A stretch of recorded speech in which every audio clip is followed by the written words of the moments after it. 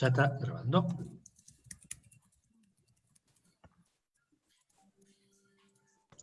Bueno, muy buenas tardes a todas, muy buenas tardes a todos. En primer lugar, feliz Día de la Bandera. Es el día de este Día de la Bandera tan particular que nos toca vivir como sociedad. Y bueno, nos da una gran alegría acompañar esta iniciativa que han tenido la carrera de licenciatura en Economía de nuestra Universidad Nacional Arturo Jauretche y el Centro de Estudiantes de nuestra universidad en auspiciar. Quien les habla, Sergio De Piero, soy el director del Instituto de Ciencias Sociales y Administración de la universidad y vamos a acompañar esta charla y damos la bienvenida a todos los que van a participar. Bueno, la pandemia es para nosotros una situación, no hace falta decirlo, por demás particular en nuestras vidas cotidianas, pero también lo es a nivel nacional, regional y mundial por el impacto económico que ya está teniendo y por los impactos que tendrá de aquí en adelante. Entonces, la iniciativa de la carrera que saludamos es invitar a 4 profesores de nuestra carrera, además del propio director, a presentar su mirada en torno de esto, de esta situación, así que nos parece una gran oportunidad para reflexionar. Ustedes, mientras siguen esto por el Facebook Live de la carrera, del instituto, perdón, pueden hacer luego al final preguntas en el chat. Les pedimos sí que digan a qué ponente está dirigido, que de paso a presentarlos. En primer lugar, va a hablar Daniel Novak, que es el director de la carrera, y luego lo harán 4 profesores y profesoras de nuestra carrera, especializado cada uno en su área de investigación. Juan Manuel Telechea, Eva Sacco, Juan Pablo Costa y Norberto Crobeto. ¿Sí? A los 4 les agradecemos que se hayan tomado este momento de un sábado a la tarde para compartir con nosotros. Y ahora quería darle la palabra en primer lugar a Nahuel, presidente del Centro de Estudiantes de la UNAG, para que también diga unas palabras. Adelante, Nahuel. Hola, ¿se escucha bien? Sí. Muy buenas tardes a todos y a todas, Sergio, Daniel, Juan Manuel, que nos conocemos ya desde la universidad. El resto de los docentes no he tenido el placer de conocerlos, pero les agradezco a todos y a todas por la buena voluntad y la predisposición por realizar esta charla. Entendemos nosotros desde el Centro de Estudiantes que la Universidad Nacional Arturo Jauretche tiene una relevancia muy importante en nuestro distrito, en nuestra provincia de Buenos Aires, y que tiene una mirada y que nace con una mirada muy pegada a lo político y a lo social de nuestro país. Y hoy en día la sociedad argentina en general y el mundo, como decía Sergio, está pasando un momento muy, muy complicado y que golpea la salud, que golpea la economía mundial y también en Argentina. Y es por eso que muchos estudiantes de la carrera de Economía de la universidad nos planteaban a nosotros desde el centro tratar de impulsar, de contactarnos con los coordinadores, docentes de la carrera de Economía, para realizar una charla y empezar a visibilizar una posición, una idea y ciertos debates que se están dando hoy en la sociedad argentina. De ahí surgió la idea de la charla. Me parece que hoy hay falsas dicotomías, o no, es lo que vamos a tratar de desarmar en la charla, con respecto a la pandemia, a la economía, si se abre la cuarentena, si no se abre, cómo aplica esto a las pymes, a la economía, si nos vamos a recuperar. También está el tema de la deuda externa que se está negociando con los bonistas, con el FMI, un montón de cuestiones muy importantes que está atravesando nuestro país hoy en día, y nos parecía importante que desde la UNAG, con la mirada que tiene y sobre todo la carrera de Economía, era importante sentar a una posición, discutirlo en este conversatorio con los diferentes docentes y tratar de tener una idea, una posición política, social con respecto a la economía de nuestro país. Nada, era eso. Muchas gracias a Sergio, a Daniel por la predisposición, a los docentes que, como bien decía, estamos hoy realizando esta charla, un 20 de junio tan importante para nosotros y para la historia de nuestro país. Muchas gracias. Muchas gracias, Nahuel. Y bueno, vamos entonces a ver sobre esta pregunta que nos hacemos todos, ¿no? En este contexto sobre la economía y la pandemia. Así que Daniel Novak, director de la licenciatura, codirector, perdón, de la licenciatura, le damos la palabra. Daniel.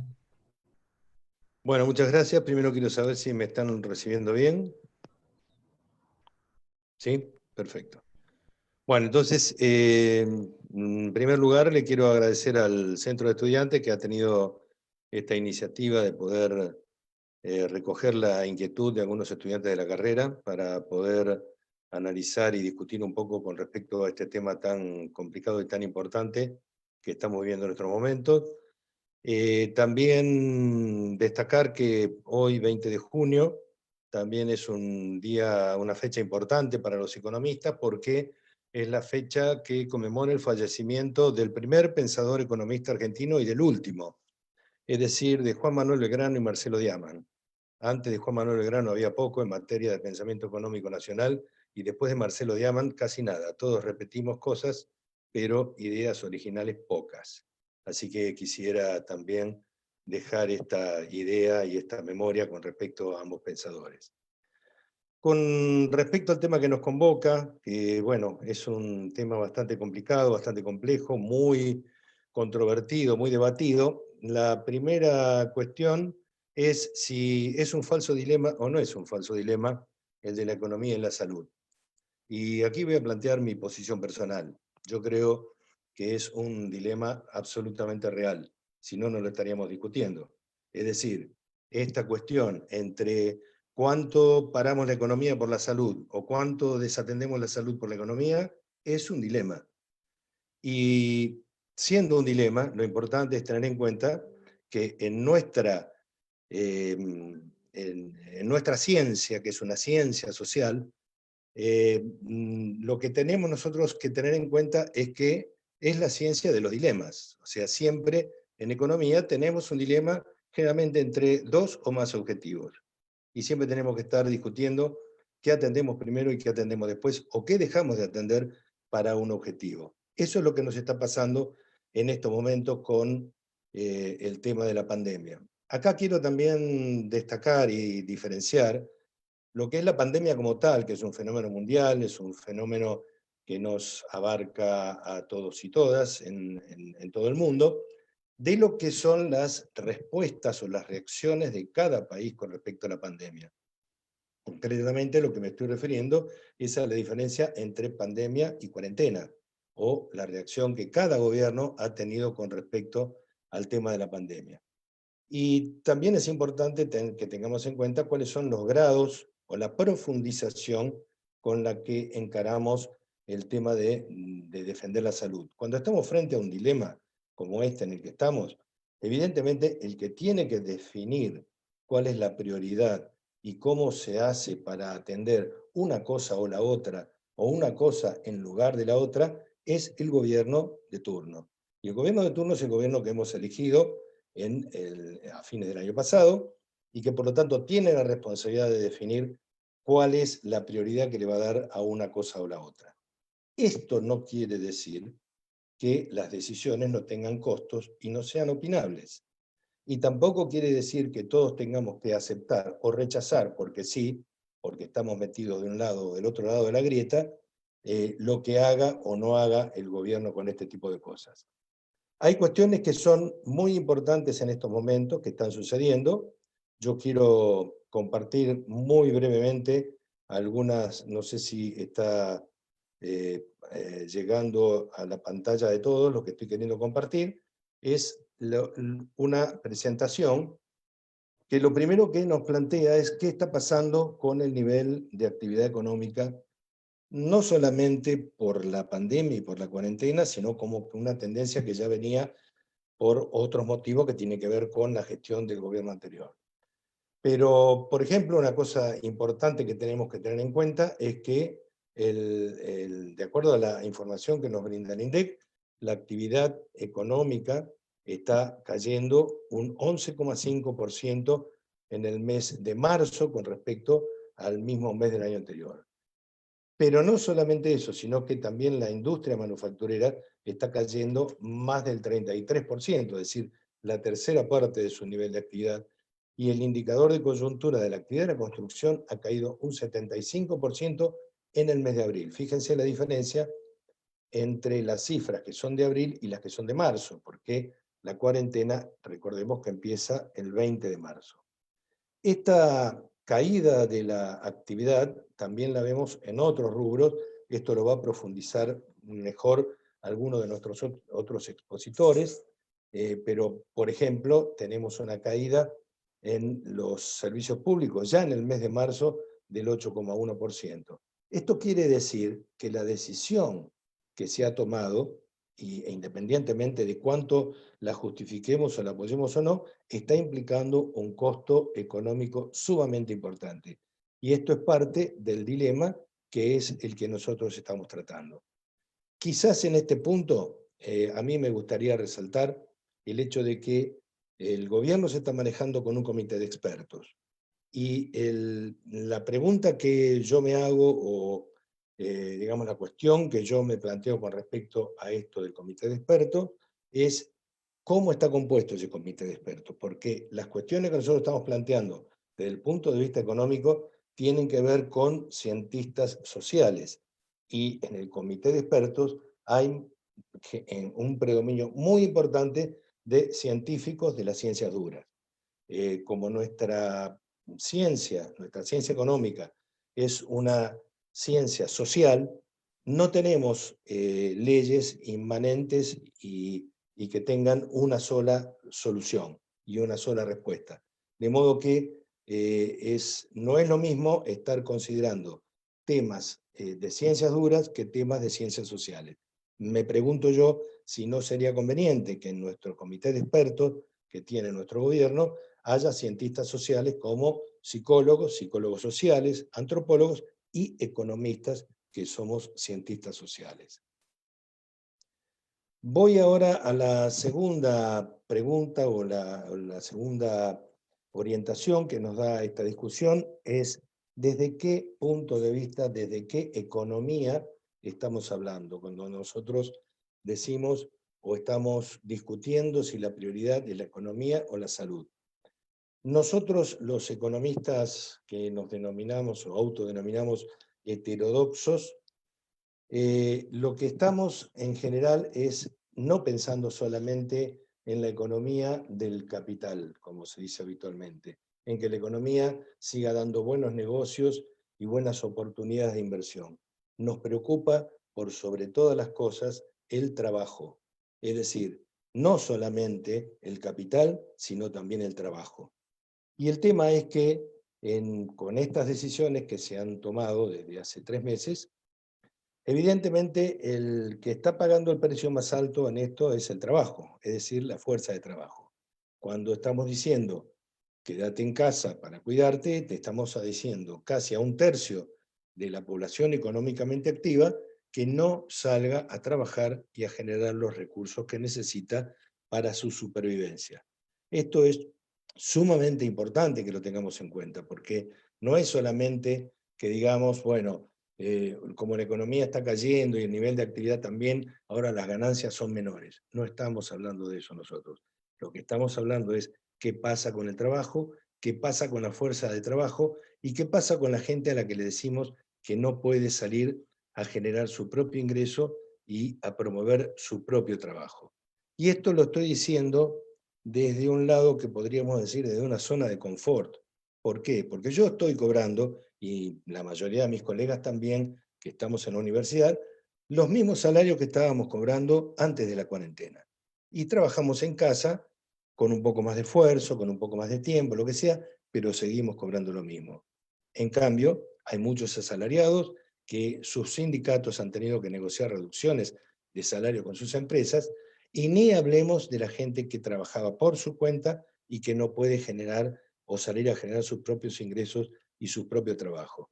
Entonces, también es una cosa que tenemos que tener en cuenta, de que no nos ubiquemos solamente en una zona de confort para decir todo esto está bien y entonces es lo que hay que hacer. Hay que tener cuidado porque hay gente que está teniendo problemas sumamente importantes con esto. Y entonces pasamos a la tercera pregunta de lo que está planteando este conversatorio, de qué es lo que pasa con la equidad o con la inequidad que siempre tuvimos en nuestra economía, tanto en el mundo como en nuestro país, en la inequidad tanto económica como social. Tenemos que tener en cuenta que estas medidas de la cuarentena están afectando mucho más y paralizan mucho más a los sectores más vulnerables que a los sectores de ingresos medios o altos. Entonces, es sumamente importante que tengamos en cuenta qué es lo que está pasando con esto. Yo me propuse, en este caso, mencionar cuál es el último informe del INDEC con respecto a la canasta básica alimentaria y la canasta básica total. La canasta básica alimentaria es de 5.785 pesos para el adulto equivalente y de casi 14.000 pesos para la canasta básica total. Con esto, como todos sabemos, se hace después una proporción y se definen 3 hogares típicos: el hogar 1, el hogar 2 y el hogar 3. No los voy a detallar para no pasarme del tiempo que tengo, pero fíjense que la canasta básica total del hogar 1 son más de 34.000 pesos. La del hogar 2, 43.000 pesos. Y la del hogar 3, 45.311 pesos. ¿Qué es lo que está haciendo el Estado para poder atender a esta situación que se generó con la cuarentena? Bueno, lo que hizo fue disponer un ingreso familiar de emergencia de 10.000 pesos, actualizar la asignación universal por hijo o embarazo a 3.293 pesos y la asignación universal por hijo discapacitado 10.730. Hagamos algunas cuentas y nos da lo siguiente: que el hogar 2 estaría percibiendo, si es un hogar de una persona que tiene un trabajo por cuenta propia, un albañil, un pintor o un plomero, y que no puede salir a trabajar porque le estamos diciendo quédate en casa para no contagiar, esa persona y ese grupo familiar están recibiendo, en este caso, 16.586 pesos. O sea que ese hogar 2 está por debajo de la línea de indigencia. Con eso no les alcanza para comer. Y si tiene un hijo discapacitado, puede recibir 24.000 pesos, que es el 56% de la canasta básica total. Estamos otra vez casi un poco más arriba de la mitad, pero está debajo de la línea de pobreza. Lo mismo pasa en el hogar 3, acá en la filmina está equivocado, pero tendría que decir hogar 3, donde si recibe la asignación y el ingreso familiar de emergencia, está cerca de los 20.000 pesos. Supera la canasta básica alimentaria, pero está un 40% debajo de la canasta básica total. ¿Y a qué nos referimos? Y con esto termino. Con el tema de la indigencia, es que mientras está pasando esto, mientras esta gente tiene que hacerse cargo de la cuarentena y de la pandemia de esta forma, mientras tanto tenemos que en la bolsa de comercio, las empresas que están recibiendo pesos por la ayuda que está haciendo el Estado a estos sectores, están comprando dólares con el sistema del contado con liqui o con el sistema MEP de mercado de pagos. ¿Esto qué significa? Que están fugando capitales. En estos momentos están haciendo negocios financieros con los problemas que tiene la gente que percibe estos ingresos por la asistencia del Estado. Entonces la pregunta es, a esta persona le podemos decir que se quede en su casa, y a los operadores bursátiles no les podemos decir hasta que termine la cuarentena que esta operación no la pueden hacer, que no se pueden comprar títulos públicos con pesos para fugar dólares y encima generar un tipo de cambio que es más alto que el oficial y con el cual se van a estar programando los precios de todas las mercancías en el futuro y dando la idea de que el dólar verdadero es ese y no el oficial? Yo creo que en ese sentido tenemos que emparejar un poco los esfuerzos. Esta es un poco la idea mía y les aclaro además que me parece que si todo esto lo tenemos que justificar diciendo que Bolsonaro es un energúmeno, que lo es, y que tiene 45.000 muertos, es porque nos está faltando a nosotros argumentos para poder explicar mejor lo que estamos haciendo ahora. No nos comparemos con eso, porque esa es una barbaridad que no la tenemos que tomar ni siquiera en cuenta. Nosotros tenemos que hacer lo que nos parece que tenemos que hacer bien nosotros y corregir las cosas que tenemos que corregir. Muchas gracias. Gracias, Daniel. Bueno, buenas preguntas para un desafío. Bienvenidos y bienvenidas todos los que se han sumado. Hay más de 80 personas siguiendo este conversatorio, así que nos pone todos muy, muy contentos. Estamos leyendo varias preguntas, así que prepárense los y la panelista a contestar, porque hay mucho interés. Y bueno, continuamos, le damos la palabra a Juan Manuel Telechea.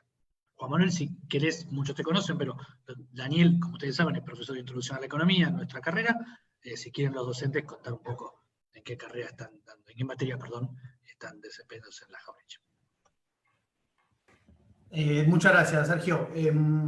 Bueno, sí, mi nombre es Juan Manuel Telechea, soy docente de Introducción a la Economía. También soy docente de la materia de Crecimiento y Distribución, ya de cuarto año de la carrera también de Economía. Y bueno, primero, Dani, te voy a pedir si podés cambiar la presentación, así proyecto yo, a ver si puedo hacerlo de arriba tuyo. Sí, estoy tratando de ver dónde estoy. Pero... Tenés que dejar de compartir la pantalla. Perfecto. Avísenme si la mía se ve. Sí, a vos estamos viendo, vos. ¿Ahí está? No, sigue estando. Fíjate que arriba te aparece dejar de compartir. A ver. Bien, perfecto, gracias. Ahí está, listo. Gracias, ¿Sí? Perdón, Juan Manuel. No hay problema. ¿La mía se ve entonces, la presentación? Yo la veo, a ver, espera. ¿La estás compartiendo? Sí, se ve el impacto Listo. del Ahí COVID. está. Listo. Bueno, genial. Bueno, entonces, bueno, los mismos agradecimientos como siempre a la carrera, a Sergio, bueno, a los chicos que la verdad que me parece genial que hayan tenido esta idea. ¿Sí? Siempre en clase yo les digo que les reclamo, entre comillas, que ustedes son los que nos tienen que pedir a nosotros y exigirnos este tipo de cosas, porque obviamente muchas veces no conocemos sus inquietudes o, digamos, tenemos una idea, pero ustedes son los que la tienen mucho más clara que nosotros, así que, bueno, me parece espectacular esta oportunidad para charlar un poco. Yo en particular quería detenerme, digamos, en el impacto que tiene la cuarentena en la actividad y después charlar un poquito más de lo que, complementar lo que decía Dani con las medidas y, digamos, el porqué de esas medidas, ¿no? ¿Por qué se llevan a cabo algunas medidas, otras no? Y cuáles eran los objetivos. En primer lugar, el tema de la movilidad, ¿no? Un tema que además, yo creo que para quienes estén escuchando y son alumnos y alumnas de la carrera, es también digamos, una oportunidad nueva para los economistas, que esto es lo que es el análisis de los datos masivos, ¿no? Esta cosa que también la conocen como Big Data y que, bueno, está irrumpiendo bastante hoy en día. Y es a lo que los economistas tenemos, digamos, cierta ventaja comparativa, porque es justamente que hay un montón de datos dando vuelta y bueno, nosotros como que tenemos por parte de nuestra carrera esta capacidad para analizarlos, ¿no? Esto que está acá es a lo que hace Google, que como saben, bueno, con nuestros teléfonos, de manera, digamos, anónima, para que no se preocupen, lo que hacen es detectar nuestra ubicación en ciertos lugares geográficos y comparar cómo era esa ubicación antes de la cuarentena y cómo está haciendo luego, ¿no? Entonces, lo que hace es discriminar esto y digamos, lo hermoso, por así decirlo, de esta estadística que lo tiene para todo el mundo. O sea, yo puedo agarrar Argentina, puedo agarrar Pakistán, puedo agarrar Corea del Sur y comparar las mismas variables. Obviamente que, digamos, Google lo identifica con estos 6 sectores que están viendo en este gráfico. Digamos, lo que hace Google es, bueno, identificar las zonas geográficas donde se concentran los lugares de gastronomía, ¿no? Me imagino en el centro Varela, yo soy de Lomas, pero me imagino el centro Varela que es igual, donde están todos los restaurantes, después donde están los supermercados y los comercios, los espacios públicos, como las plazas, los lugares de transporte público, después las zonas laborales, donde son fundamentalmente oficinas, y todo lo que es la zona de residencias. Y a partir de esto, comparar a partir del movimiento de los teléfonos de las personas, cómo varió a partir de la cuarentena. Y se pueden fijar en este gráfico, el caso, por lo menos de Argentina, funciona bastante bien, porque es elocuente como a partir del día 20 de marzo, en realidad un poquito antes, recuerden que el 15 ya han arrancado las medidas, cómo se desploman todo lo que es la movilidad en todos los sectores de gastronomía, transporte, supermercados, y el único que levanta, porque obviamente en lugar de ir a trabajar, ir a estos lugares, nosotros nos fuimos todos para nuestras casas, es digamos, la zona residencial, ¿sí? El impacto es muy fuerte en términos de movilidad, fíjense que estamos hablando casi de 80-90% de la caída, o una caída total.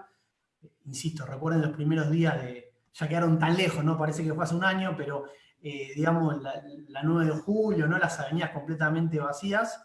Y a partir de eso, fíjense cómo a medida que empiezan a correr los días, la actividad empieza a levantar, ¿sí? Fundamentalmente o más rápidamente en lo que son los supermercados, algo bastante evidente, pero también las zonas laborales, ¿sí? Y digamos que por suerte, todo lo que son las zonas de espacios públicos y de lo que son las zonas de gastronomía y de recreación están completamente planchadas en niveles muy, muy bajos. Mientras que el transporte público como que quedó en el medio, que también tiene cierta lógica porque si bien se permitió el transporte, solamente para aquellos trabajadoras de los sectores esenciales y por lo tanto es como quedó en el medio, ¿sí? Pero bueno, digamos, básicamente lo que se ve es un cimbronazo muy fuerte, un golpe muy fuerte a partir de la cuarentena, que después lentamente empieza a recuperar. Esto está hecho hasta el 15 de mayo, más o menos 20 de mayo. Faltaría el último mes, que seguramente siguió levantando, por lo menos en lo que es el área metropolitana, que vino de la mano con el aumento de los contagios, ¿sí? Entonces, a partir de eso lo que vemos es que el golpe en la actividad fue fuertísimo. Y este tipo de gráficos, si ustedes están más o menos siguiendo los temas, lo van a ver en un montón de variables, ¿no? Como que viene el comportamiento de la economía y de repente esa línea que parece que es un error es la caída de la actividad económica, ¿no? 30-40% como mostraba Daniel anteriormente. También podemos ver eso por sectores. O sea, algunos sectores impactó más que en otros. El sector, por ejemplo, petrolero es un sector que requiere tener las máquinas prendidas todo el año por un tema de que al apagarlas pues es muy costoso en términos de producción volver a prenderlo, y además es un sector bastante esencial, por lo tanto, fíjense que la caída en la actividad no fue tan fuerte. Ahora, después industrias como el sector automotriz, textiles y todo lo que es metalmecánica, bueno, el impacto fue mucho más grande, ¿sí? También para tener en cuenta que, digamos, el impacto no es igual hacia adentro de las actividades económicas, y en particular las actividades industriales. Y el otro punto que también me parece interesante marcar es que tampoco el impacto es igual cuando uno mira en los distintos tipos de empresas, ¿sí?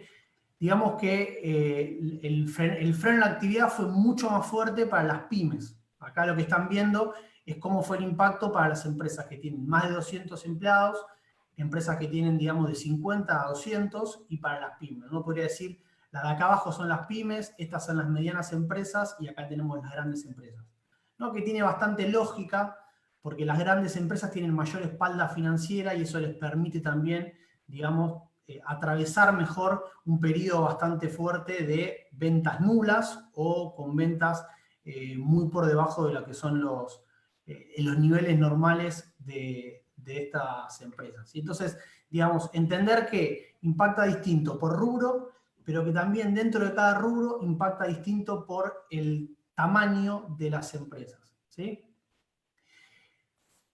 Y a partir de eso, digamos, me gustaría detener un poco en las medidas y por qué se llevan a cabo estas medidas. Lo que están viendo acá es cómo se distribuye lo que podemos llamar el mercado laboral de Argentina, ¿sí? Tenemos aproximadamente 21 millones de personas en condiciones de trabajar. Eso quiere decir que hay otros más de 20 millones de personas que son chicos, chicas o ancianos que no están en condiciones de trabajar.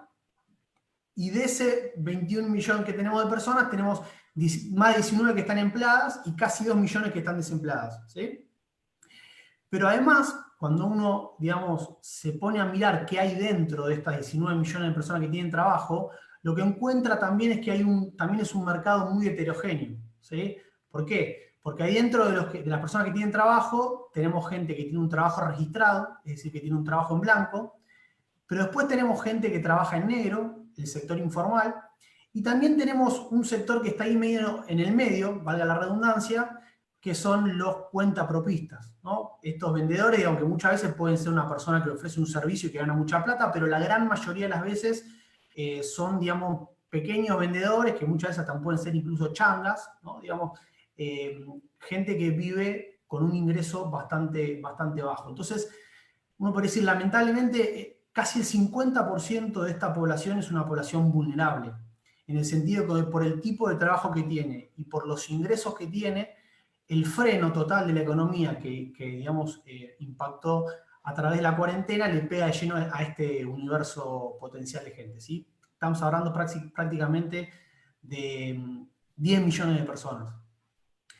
Entonces, a partir de esto, digamos, vienen las principales medidas.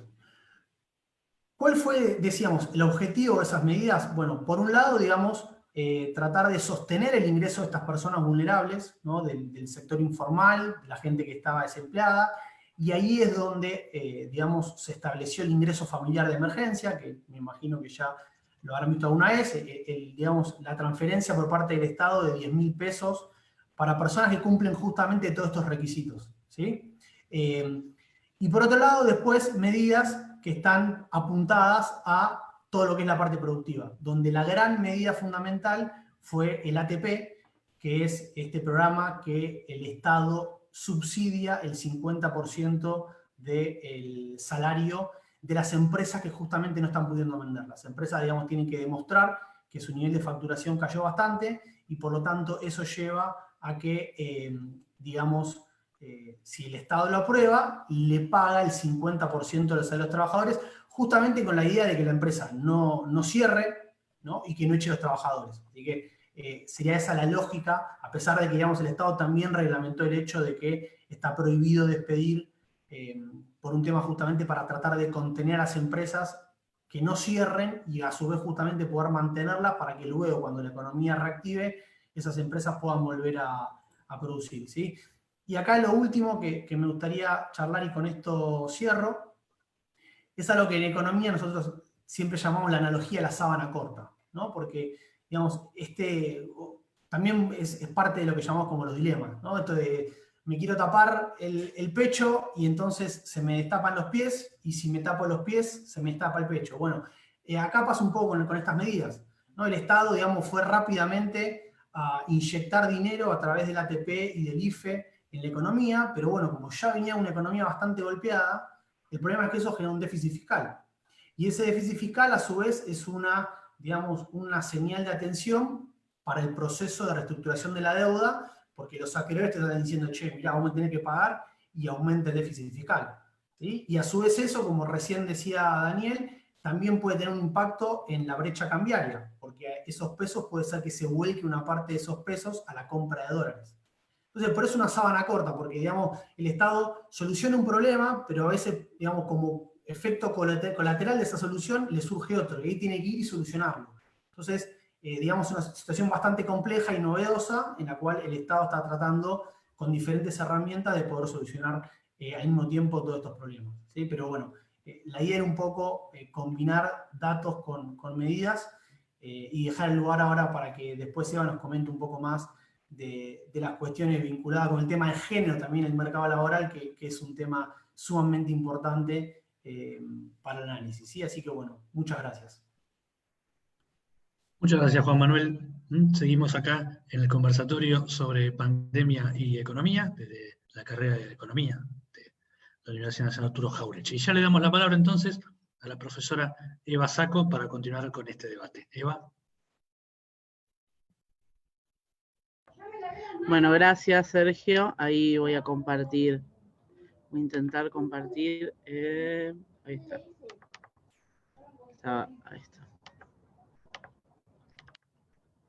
Hay que poner...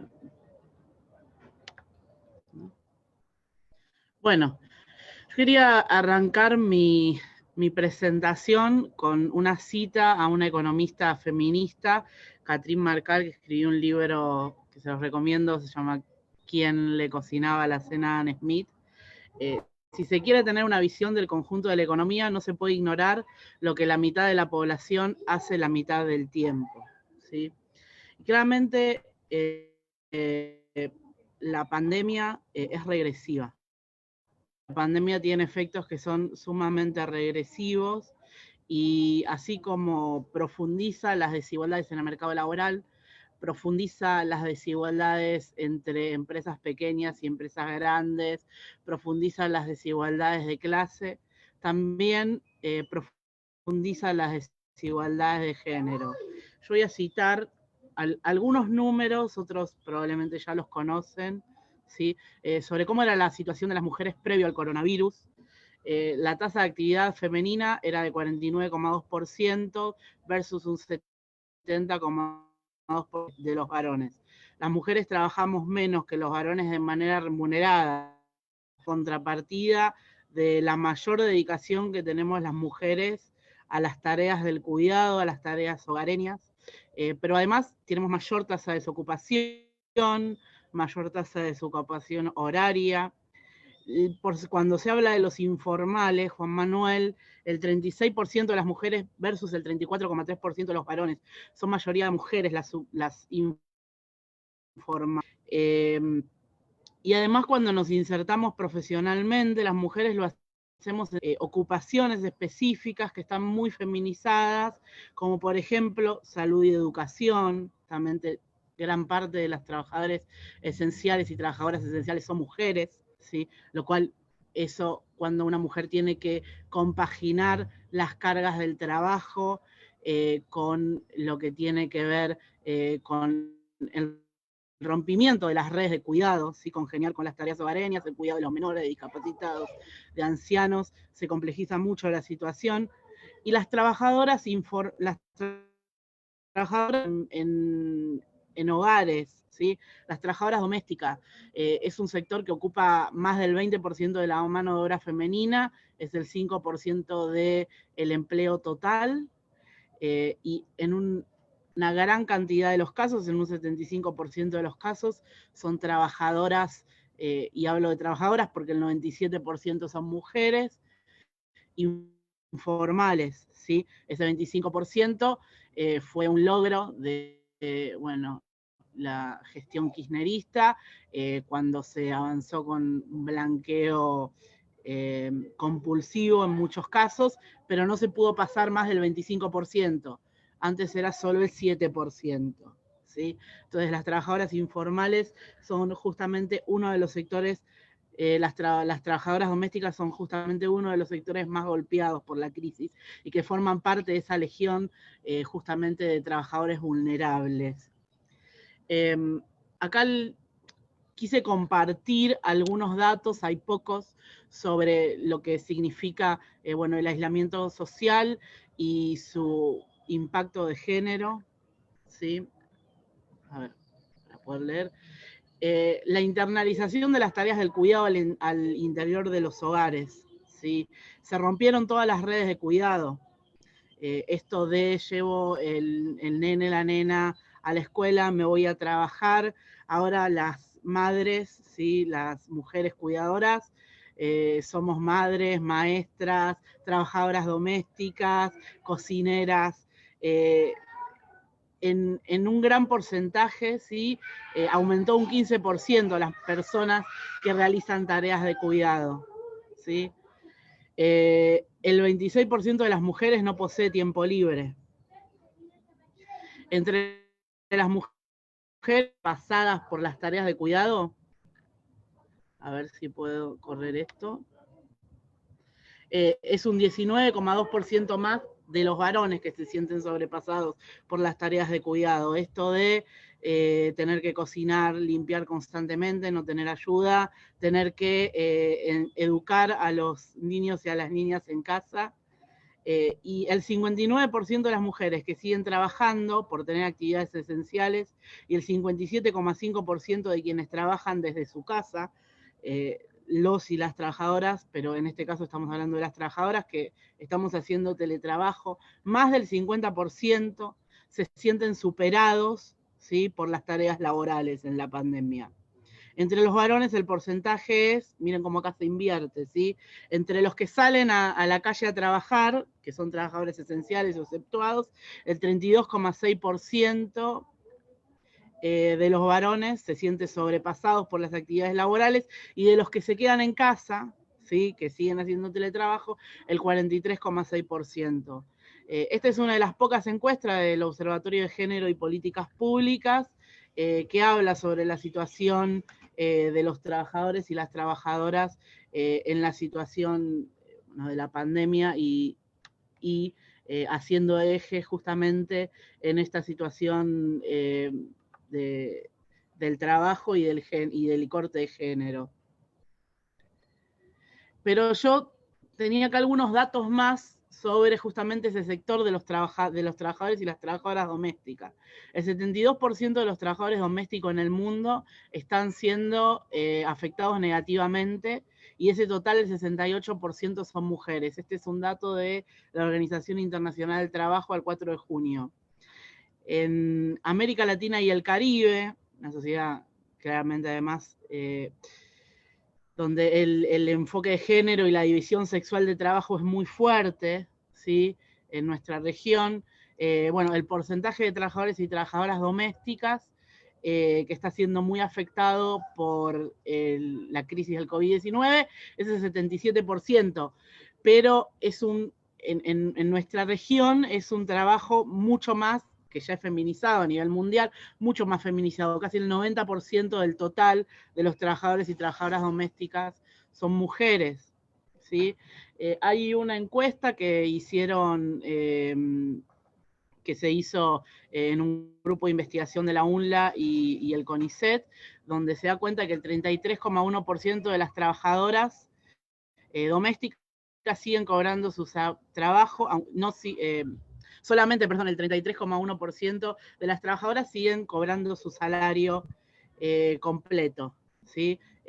Más del 70% de los trabajadores y las trabajadoras domésticas vio su salario, no están percibiendo su salario tan completo. Acá la importancia, ¿no? Cuando se habla del ingreso familiar de emergencia, la importancia que tiene el IFE y qué bien fue, digamos, la medida que los trabajadores y trabajadoras domésticas lo cobren de manera automática, ¿sí? A pesar de estar registrados. Porque justamente gran parte de los empleadores no han continuado con el pago, por más que eran trabajadoras que estuvieran registradas. Más de la mitad vio su situación muy empeorada de los trabajadores y trabajadoras durante el aislamiento social obligatorio. Casi 1,4 millones de trabajadores, de trabajadoras en realidad, representan trabajo doméstico. Y por otro lado, yo lo que quería traer nuevamente acá, recalcar el tema de la pobreza y género, ¿sí?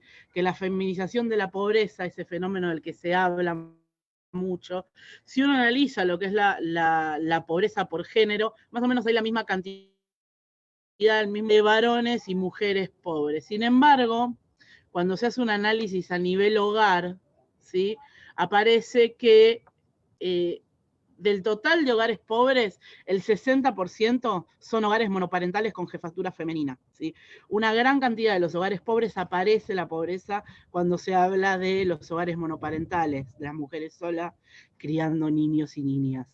El 47% de esos hogares, que no son la mayoría de los hogares, ¿sí? Son aproximadamente el 30% de los hogares a nivel general, sin embargo el 60% de esos hogares son pobres y el 47% de esos hogares percibe la asignación universal por hijo, ¿sí? Estos son datos del año 2014, pero no hay datos más actualizados. También la importancia que tiene justamente la política de la ampliación de la AUH. Sin embargo, hay otras cuestiones que tienen que ver justamente con este rompimiento de las redes de cuidado. Para mí me gustaría hacer una reflexión también respecto de lo que hizo la presentación que hizo Daniel, ¿no? Que decía, la cuarentena la cumple el que puede cumplirla, pero no solo la cumple el que puede cumplirla, la cuarentena también la rompe el que puede romperla, porque una mujer con niños que no tiene ingresos, pero que no tiene dónde dejar a esos niños menores, sobre todo si son niños muy pequeños, para poder romper la cuarentena y salir a ganarse el mango, está en una doble situación de vulnerabilidad. Porque hay una primera situación de vulnerabilidad que tiene que ver con la pérdida de ingresos y una doble situación de vulnerabilidad que tiene que ver con estar encerrada continuamente con esos niños y ni siquiera poder salir a poder buscar de qué manera puede llenar, puede darles un plato de comida, ¿sí? Eso también se ve muy claramente con la situación que hay en los barrios vulnerables. donde en los comedores populares se incrementó la asistencia en un 84%. No tenemos datos sobre un corte de género, probablemente sean justamente en contexto con todo lo demás que estamos diciendo, la mayoría hogares feminizados, ¿sí? Mujeres con niños pequeños. Y por último, el impacto que tiene el aislamiento social obligatorio en los casos de violencia de género. Los llamados a la línea 144 se incrementaron 100 y las denuncias ingresadas al Ministerio Público Fiscal de la Ciudad de Buenos Aires se incrementaron un 20%. Y además recordemos, no denuncia quien quiere, sino quien puede denunciar. En muchos casos las mujeres están cumpliendo el aislamiento social con el maltratador, ¿sí? Donde justamente las feministas siempre hablamos de la importancia que tiene el no aislamiento, que tienen las redes, la importancia que tiene la posibilidad que la mujer salga para poder denunciar y salir de esa situación de violencia, y el aislamiento social justamente genera una mayor vulnerabilidad, y no solamente la violencia física, esto que es la punta del iceberg, sino que el aislamiento favorece también la violencia económica. El carácter patriarcal de la justicia se profundiza durante la pandemia. Las mujeres no pueden denunciar incumplimientos de cuotas alimentarias, no pueden denunciar incumplimientos de los regímenes de visita, y eso pone a la mujer justamente y a las madres especialmente en una situación de mucha mayor vulnerabilidad. En definitiva, la pandemia y el aislamiento social obligatorio son regresivos y tienen un impacto muy negativo sobre las mujeres. Hay un mayor impacto sobre las cuidadoras, ¿sí? Los y las cuidadoras, pero en general las cuidadoras son mujeres. Hay un mayor impacto en trabajadores informales y autónomos, mayor proporción mujeres. Hay un mayor impacto en los hogares monoparentales, en su gran mayoría hogares monoparentales en Caber, mayor impacto en los trabajadores esenciales. También las mujeres son las que se dedican al cuidado, y mayor impacto en las mujeres que viven en situación de violencia de género. Ya terminé. Muchas gracias, Eva. Siguen llegando preguntas y siguen llegando mensajes de felicitación a los expositores y a la expositora que han estado hasta ahora por la claridad. Ustedes saben que los que no somos economistas, lo que más le valoramos a los economistas es la claridad siempre, así que un valor sumamente agradecido. Bueno, seguimos con esta presentación, este conversatorio sobre economía y pandemia, y le pedimos a Juan Pablo Costa, entonces, que dirija su parte. Te pedimos, Eva, si podés dejar de compartir la pantalla. Sí. Gracias. Juan Pablo. A ver, ahí está. Bueno, ¿qué tal? Hola a todos y a todas. Muchísimas gracias por la actividad. Ahí creo que ya se ve. Se ve, ¿verdad? Bien. Lo voy a mover un costadito. Bueno, básicamente, bueno, primero que nada, muchísimas gracias por la invitación. Me parece realmente muy buena la actividad. Así que en ese sentido agradecido. Yo voy a hablar más que nada, bueno, mi nombre es Juan Pablo Costa y en la universidad, en la UNAG, estoy en las materias de estadística para economistas, junto a Eva, justamente junto a Eva Sacco, y además estoy en el taller de práctica laboral de la misma carrera de economía.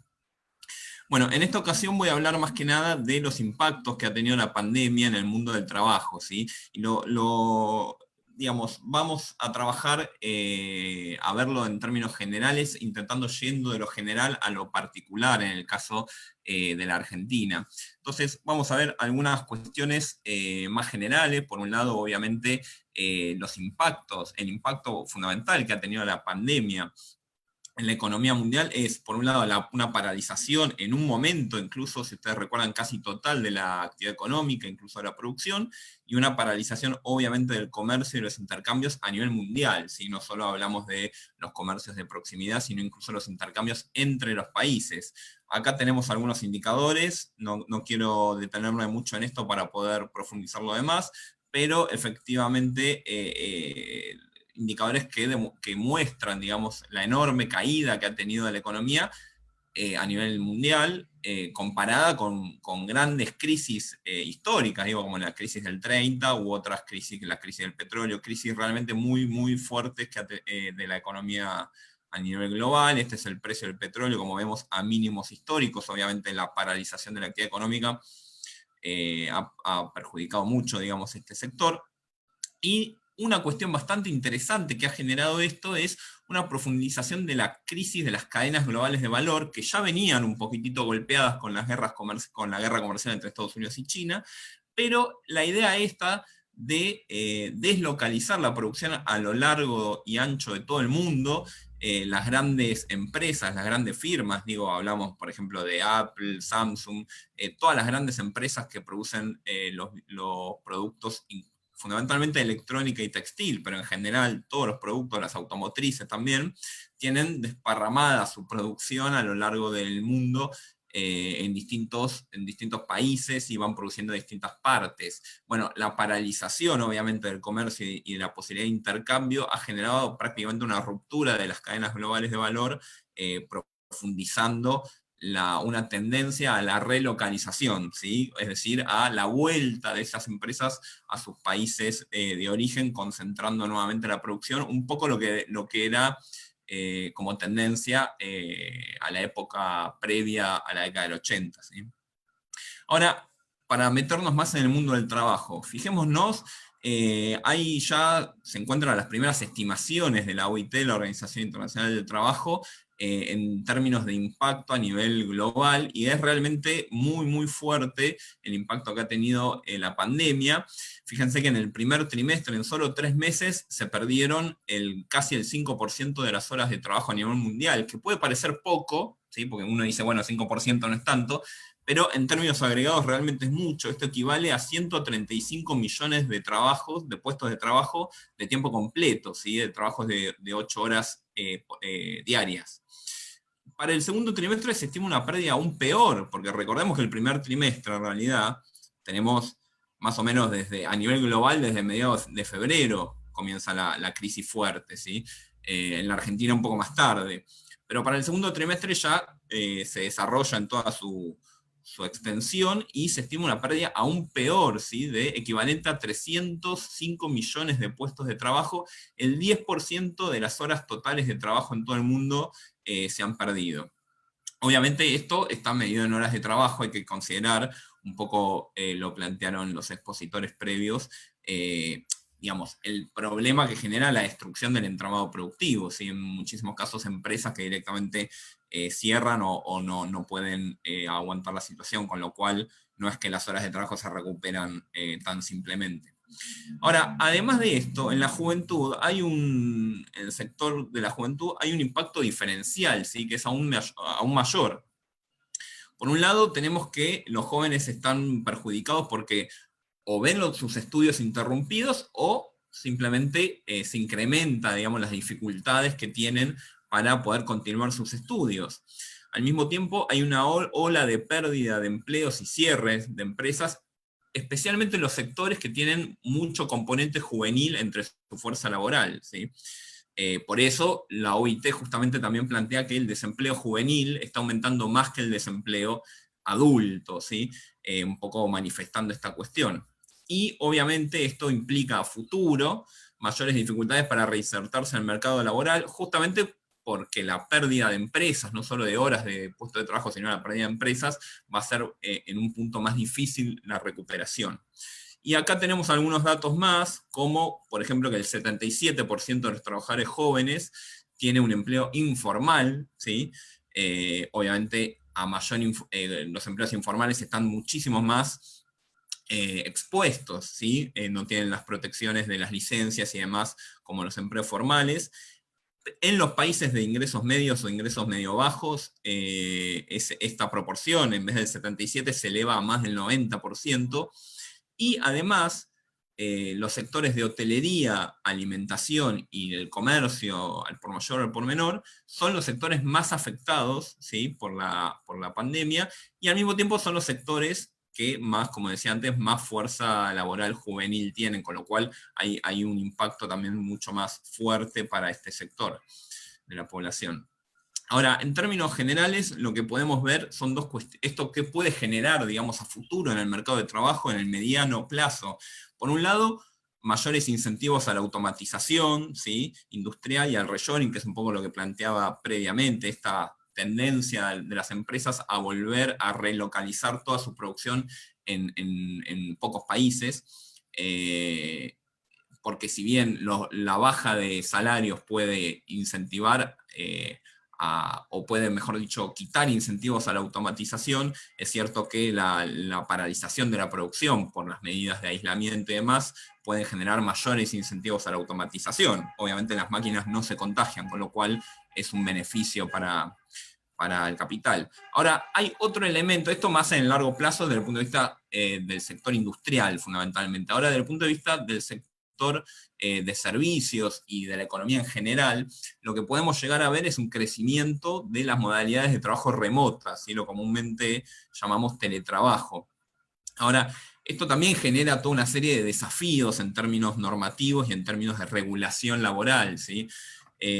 Consideremos que el teletrabajo puede generar una pérdida de derechos para los trabajadores, justamente porque se modifican, ¿sí?, la forma en la que se desarrolla el trabajo, bueno, justamente para los trabajadores. En este momento, de hecho, en el Congreso, en muchos lugares, en la Argentina también se está discutiendo una regulación de esta modalidad de teletrabajo. Hasta ahora era una modalidad muy marginal, ¿sí? Obviamente a partir de esta realidad se ha vuelto una modalidad mucho más importante, y es necesario avanzar hacia una regulación justamente para que el teletrabajo no se convierta en una flexibilización laboral o en una pérdida de derechos para los trabajadores. En este caso, hay un proyecto de ley presentado en diputados por Claudia Ormachea, que es una diputada nacional, y sintéticamente lo que plantea, me interesó hacer un pequeño paneo para que podamos ver algunos de los debates, ¿no? Porque obviamente la realidad es que en la medida que cambia la forma en la que se desarrolla el trabajo, obviamente eso va a generar distintas cuestiones que hay que empezar a problematizarlas y ver cómo se pueden ir resolviendo, cómo se pueden ir integrando, ¿sí?, al marco de derechos que tienen los trabajadores en nuestro país, en este caso.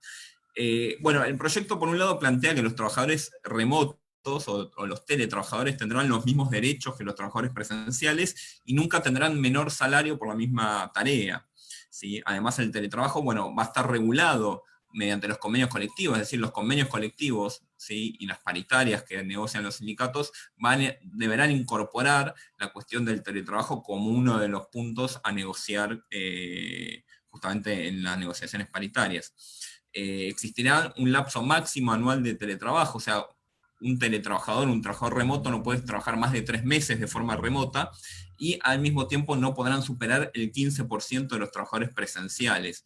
Esto es interesante porque de alguna forma lo que se plantea es que el teletrabajo deberá ser una modalidad complementaria, ¿sí?, al trabajo presencial, es decir, lo que se apunta es a que no haya una masificación del teletrabajo en sí como una modalidad nueva, ¿sí?, sino complementando la modalidad presencial común, digamos, de trabajo. Por otro lado, se plantea un derecho muy importante, creo que todos lo hemos vivido de alguna forma, por la falta de costumbre del teletrabajo, que es la necesidad de generar un derecho a los trabajadores a desconectarse, ¿sí?, el derecho a la desconexión, para no estar 24 horas conectados trabajando de diversas formas. El empleador, en este caso, deberá proveer los elementos de trabajo a los trabajadores de todos los elementos de trabajo. Esto incluye computadoras, conexión, pagar la conectividad, las reparaciones correspondientes a los elementos de trabajo y demás.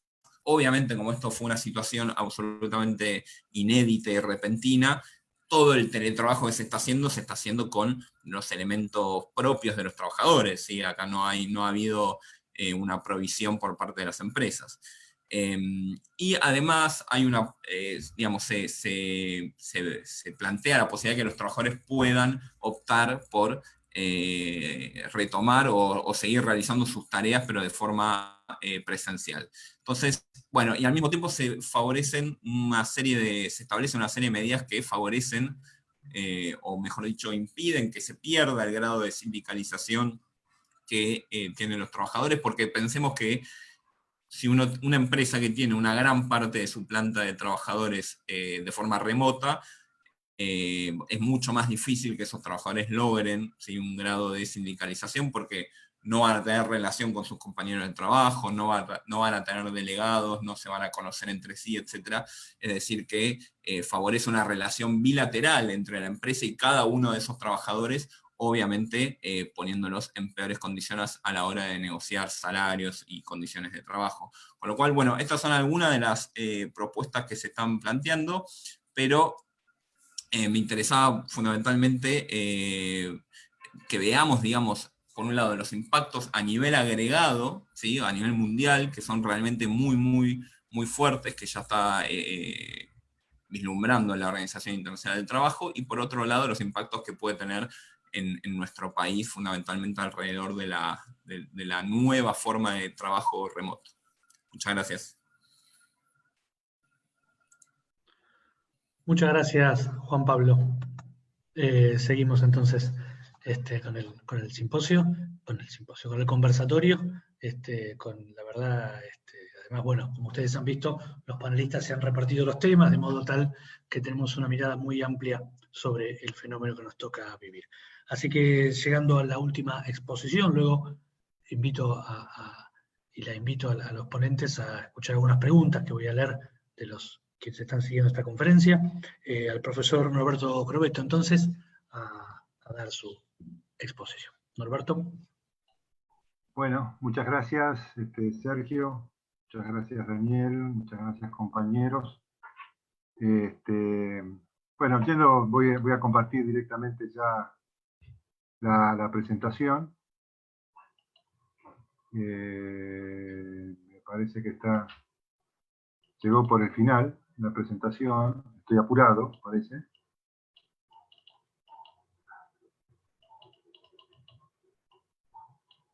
A ver, ahí estamos. Bueno, he puesto algunos títulos como para salir de lo que decía John Robinson, de esta ciencia lúgubre, que siempre habla de crisis, de miseria y de maldades. Perdóname, Norberto, ¿podés ampliar la pantalla, Norberto? Pero ¿Así se ve mejor? no. Gracias. ¿Ahí está? ¿O todavía falta más? No, tenés que tocar abajo, donde está como o F5, que lo muestra todo. A ver, espera.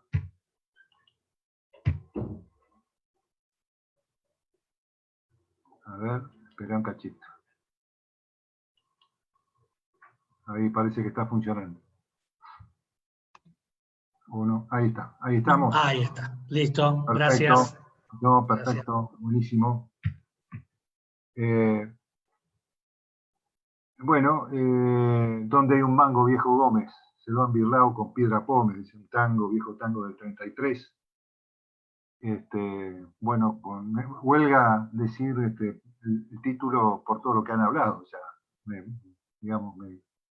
salvaron de comentar algunas cosas al respecto. Y lo que me proponía hablar era sobre el financiamiento de la pandemia, la riqueza y sus fantasmas, digamos, ¿no? La riqueza también tiene sus fantasmas, sin ir a un viejo discurso de un presidente que estuvo últimamente un poco enfermo.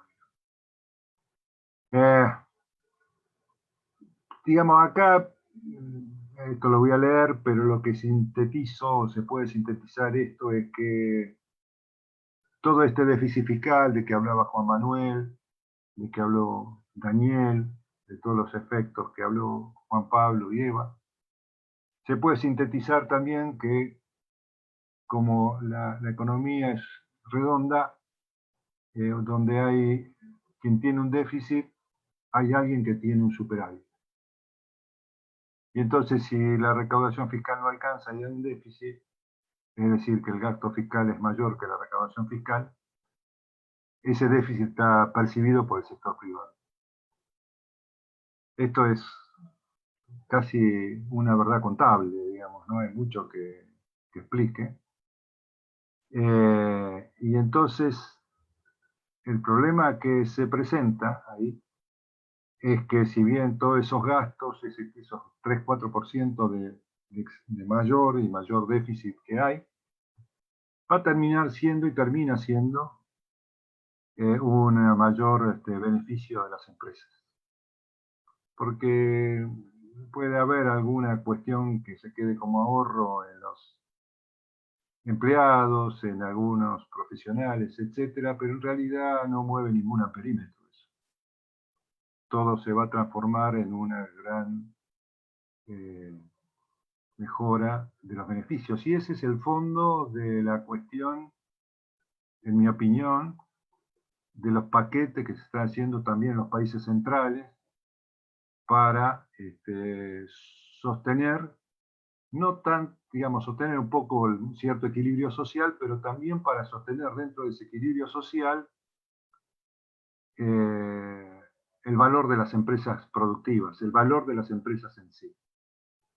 Porque si ese valor de las empresas que sí se cae, el castillo de naipes armado del sector financiero va a tener muchos problemas. Porque la destrucción del valor real de las empresas va a implicar y va a impactar directamente sobre el valor real de los, mejor dicho, valor monetario de los instrumentos financieros. Entonces, digo, esto es lo que un poco, en resumen, no quiero abandonar porque ya lo dijeron ustedes en esto. Entonces, cuando se presenta, digamos, cuestión de paso este tiempo que tiene el mismo sentido, cuando se presenta una situación donde hay que financiar un déficit, la posibilidad de financiar un déficit es o por un bono o por un aumento de impuestos. En ambas cosas, digamos, ¿quién podría suscribir el bono? El bono pueden suscribirlo aquellos que tengan un excedente financiero, es decir, aquellos con un aumento de los beneficios, es decir, los propios empresarios. Esto ya estaba planteado por Kalecki allá para los economistas y los que están estudiando economía, ya por el 40 y pico, digamos, en un viejo artículo. Y en segundo lugar, si el financiamiento lo hacemos vía impuestos, lo que sí hay es un cambio, digamos, el propio impuesto es pagado con los propios aumentos de los beneficios de los empresarios. Esto es así, digamos, inclusive, digamos, más allá o más acá de que los impuestos caigan directamente, si caen directamente sobre los valores, sobre el precio de venta, es directo prácticamente, porque bueno, el IVA se sabe que no juega sobre los beneficios, digamos, ¿no? No es neutro respecto de eso, por eso es un impuesto al valor agregado. Así que cae. Entonces, pero el problema que se presenta es que esa estructura del gasto ahora, como está planteada y como está el tema de la pandemia, altera cómo se va a gastar y por lo tanto altera la distribución de beneficios entre las distintas empresas. Entonces, el apoyo a sostener una mejor pasar durante la pandemia no significa una mejora en la distribución del ingreso, significa una mejora en la situación de los pobres, sin duda, de la situación de las personas más vulnerables, van a estar afectadas, pero en definitiva, digamos, va a ser muy poco lo que va a afectar la distribución del ingreso. Pero sí lo que va a afectar es la ganancia que hay entre las distintas empresas. Eso sí. Y de hecho, digamos, ¿qué significa la caída del Producto Bruto? No cayó, como mostraba muy bien Juan Manuel, y como mostraban bien también Daniel, no cae por todos igual. Y si no cae por todos igual, quiere decir que la distribución de las ganancias no va a ser la misma para todos los sectores. Habrá algunos sectores que van a perder plata y otros sectores que no van a perder plata. Por lo tanto, van a haber algunos sectores que van a sostener su nivel de valor de las empresas, sus niveles de beneficios y demás, y otros sectores que no van a poder hacer. Claro que la competencia entre las empresas es la que produce un tema de deuda sobre este sector público, digamos, ¿no? Cada uno va a intentar no ser el pato de la boda y tratar de esquivar esta situación de diferenciaciones que hay. Bien, un impuesto a las capitales de un monto elevado, que esto es lo que en definitiva es una de las propuestas que hay, y a mí me parece adecuada. Es la mejor situación sobre las cuentas públicas, porque no es deuda. Entonces no hay que aumentar el gasto futuro por pago de intereses, no en deuda del Estado, y esto es una cuestión central en la cuestión. Es decir, el mayor déficit y por tanto el mayor ingreso es recaudado por el Estado a partir de los excedentes financieros que tienen el mayor ingreso financiero y el mayor beneficio que van a tener las empresas por efecto del déficit. Y por eso sobre un stock que puede no estar beneficiando a los cambios en los mayores gastos producidos por la pandemia. A este punto tenemos que considerar la importancia que las corporaciones multinacionales en Argentina, y esto es, digamos, un aditamento adicional a la cuestión, ¿no? Se sabe, digamos, que hay una hegemonía de las corporaciones multinacionales en la producción y en la parte del Producto Bruto. Se estima que las grandes empresas en esto deben estar, corríjanme los compañeros que saben más de estadística de este punto que yo, pero creo que las últimas estimaciones de INDEC con el EMG, etcétera, debe estar en el 80% del producto, un 60-75% del producto, por ahí, hecho por grandes corporaciones. Y también, digamos, todo el financiamiento comercial de importación y financiero de la deuda externa con los intereses va formando toda una presión sobre la demanda por el giro de utilidades al exterior sobre las divisas, que es el mango verdadero que hoy podríamos transformar donde hay un mango viejo Gómez.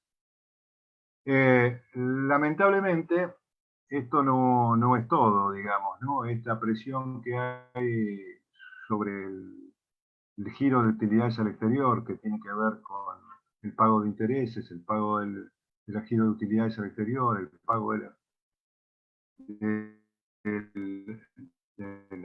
comerciales, está bastante sesgado por algo que, digamos, hoy se llaman paraísos fiscales y diferentes formas de elusión fiscal. La elusión fiscal es una reducción de la carga impositiva de un modo, digamos, cercano a lo legal, aunque justo en la frontera.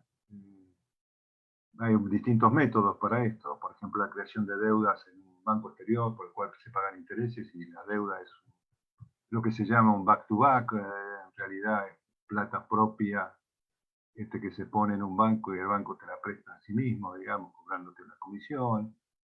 En fin, hay un sinnúmero de operaciones financieras que arman este esquema de elusión fiscal o directamente la evasión fiscal, la no declaración de ingreso o, digamos, la evasión a través de subterfugios con la facturación. En lugar de facturar directamente al comprador, facturo a una empresa intermedia y de ahí surge una nueva facturación directamente al comprador, pero el precio es distinto, el precio más bajo que le facturo a la empresa filial ligada y es más alto Eso es directamente, digamos, es parte de la evasión fiscal, el manejo de los precios, el manejo de los precios de cuenta, y hay todos trabajos en este sentido, ¿no? Y hay un montón de situaciones mixtas, digamos, no todas las empresas utilizan un solo elemento, y estos son, digo, los principales. El genio del mal no descansa en este sentido, ¿no? Y yo me gustaría ver algunos datos, economistas al final con datos que están trabajados por el Fondo Monetario Internacional y por Naciones Unidas, el WIDER, que tiene también una agencia de tax justice, una justicia impositiva, y hay algunos también que están trabajando, como Gabriel Zuckman y Echeverría, en evasión fiscal, etcétera, y han hecho alguna serie de estimaciones en esto que son sorprendentes. En primer lugar, los efectos que hay con los efectos del paraíso, miren las tasas de impuestos sobre los ingresos de las corporaciones. Mire, de 1980 en adelante, para los distintos sectores que se ha dividido de los países de la OCDE, altos ingresos, bajos ingresos, etcétera, todos han caído. Y también podemos verlo en el gráfico de abajo, que todos han caído, digamos, toda la tasa impositiva sobre los ingresos de las empresas, de las corporaciones, han caído violentamente. Y esto se debe a que si a alguno de los países se le ocurre poner a unas tasas más altas, directamente las corporaciones van a los paraísos fiscales, que es la línea punteada, tax haven, a los países fiscales. Entonces los paraísos fiscales lo que han hecho es funcionar como un elemento central de las corporaciones multinacionales para regular la capacidad impositiva de las naciones. Es decir, para regular el poder de las naciones para tener capacidad de gasto público también y algunas otras cosas, ¿no? ¿Cuánto ansiedad ha hecho? Hay un cálculo de la pérdida de ingresos impositivos por país para el 2013, y están hechas sobre las cuentas públicas, el GRD, digamos, el recaudaciones públicas, sobre esa base de estadística, y otra, la tercera columna, o la tercera columna son sobre la base de cálculos del Fondo Monetario Internacional, de Crivelli y alguien más, como en caso a valores absolutos, miles de millones de dólares, y el otro en porcentaje del Producto Bruto.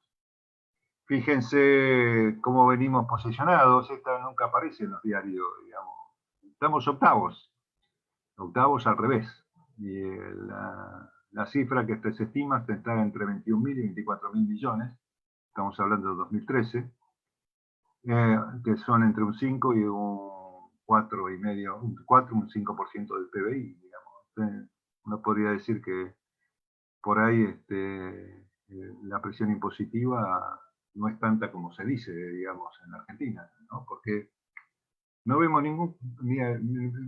recién aparece Guatemala, Dominicana, de nada, Costa Rica, fuera, digamos, Santa Lucía, San Vicente.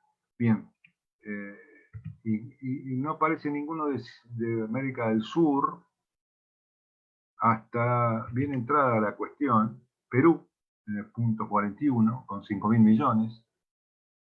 Obviamente son todas estimaciones, habría que ver bien la cuestión.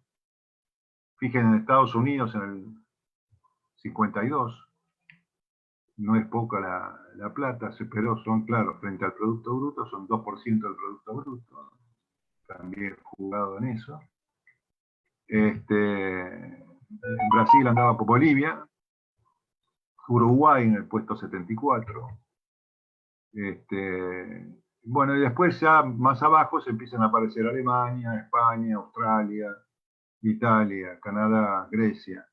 Es un comportamiento generalizado, ¿no? Corea con mayor o menor impacto. En nuestro caso, bueno, Ecuador, en la 101 son 195 países, ¿no? Entonces, la verdad que hay una pelea, una fuerte territorio en disputa en este punto, un gran territorio en disputa en este punto. Y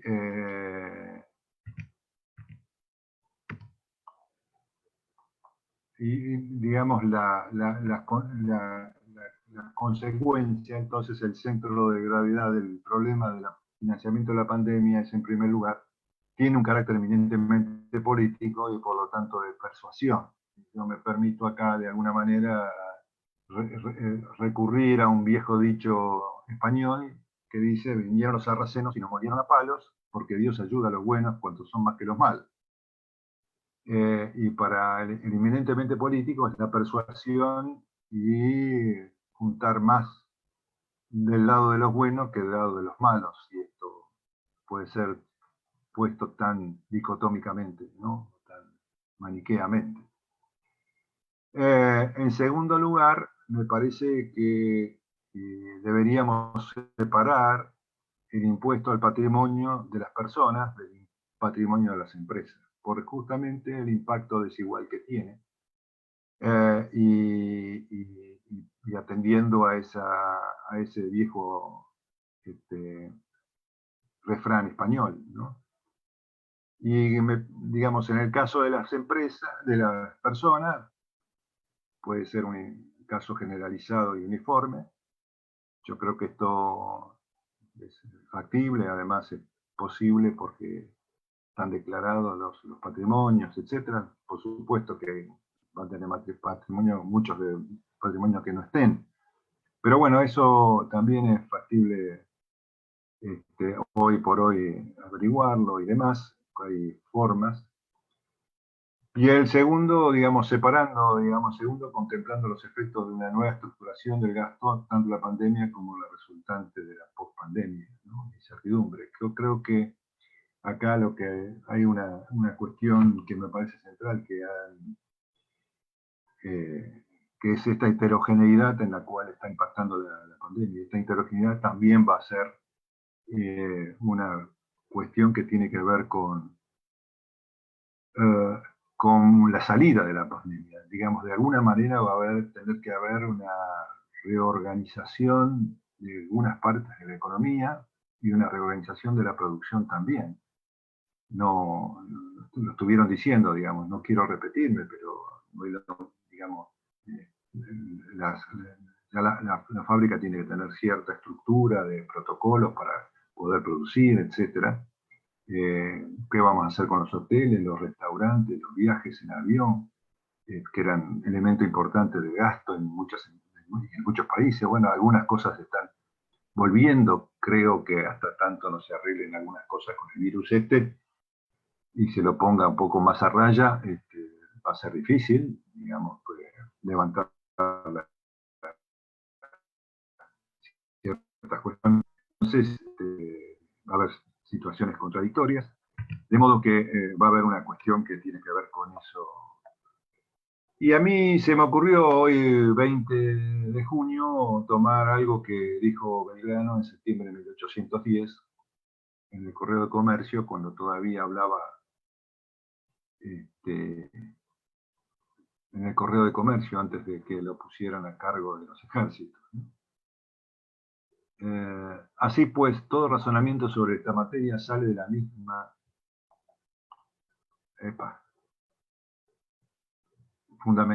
siempre esta máxima fundamental, que hay un comercio útil y otro no. Para convencerse es necesario distinguir entre la ganancia del Estado de la ganancia del mercader. Si el mercader introduce en su país mercancías que perjudican el consumo de las manufacturas nacionales, es constante que el mercader gana sobre las mercancías que ellas han costado en el extranjero. Segundo, los salarios que el empleo de las mercancías nacionales habría procurado. Uy, se me puso inestable. ¿Me escuchan? ¿O se fue la comunicación? Te escuchamos, Norberto. Ahí se vio la cosa. Bueno, perdón, porque me apareció un cartel que dice inestable. Gracias, Sergio. Si el mercader introduce mercancías, perdón, leo nuevamente. Si el mercado introduce en su país mercancías extranjeras que perjudican el consumo de las manufacturas nacionales, es constante que el mercader ganará sobre la venta de las mercancías, pero el Estado perderá primero el valor que ellas han costado en el extranjero. Segundo, los salarios que el empleo de las mercancías nacionales habría por diversos obreros. Tercero, el valor de la materia prima que habría producido a las tierras del país o de las colonias. Cuarto, el beneficio de la circulación de todos estos valores, es decir, la seguridad que ella habría repartido por los consumos sobre diversos otros objetos. Y quinto, los recursos que al príncipe o a la nación tienen derecho a exigir de la seguridad de sus súbditos. Yo creo, Daniel, que me parece que firmado no tiene dificultad. Bueno, esta es mi pequeña contribución. Muchas gracias, Norberto. Gracias a ustedes por escucharme. Muchas gracias a todos por las intervenciones que, vuelvo a repetir, han generado mucho interés en todos quienes están participando. Si les parece, a todos los y las expositores, te pido, Norberto, bueno, deja la frase después en todo caso, si puedes dejar de compartirlo. Así vamos sí, la estoy dejando de compartir ahora. Ahí está. Es decir, todos vamos. Cuando Nunca hacemos las cosas en vivo también tenemos nuestros inconvenientes, así que no hay problema. Quería compartir con ustedes, leerles algunas de las preguntas. Si ustedes están de acuerdo, les leo el conjunto de las preguntas que están acercando quienes participan de este conversatorio, y bueno, van eligiendo después, a modo de cierre, cada uno y cada una lo que quiera contestar. Repito, hay muchas felicitaciones de toda la gente que ha estado participando, pero me voy a concentrar, después pueden leerlas ustedes entrando al Facebook, me voy a concentrar en las preguntas. Vamos con las primeras que aparecen, a ver.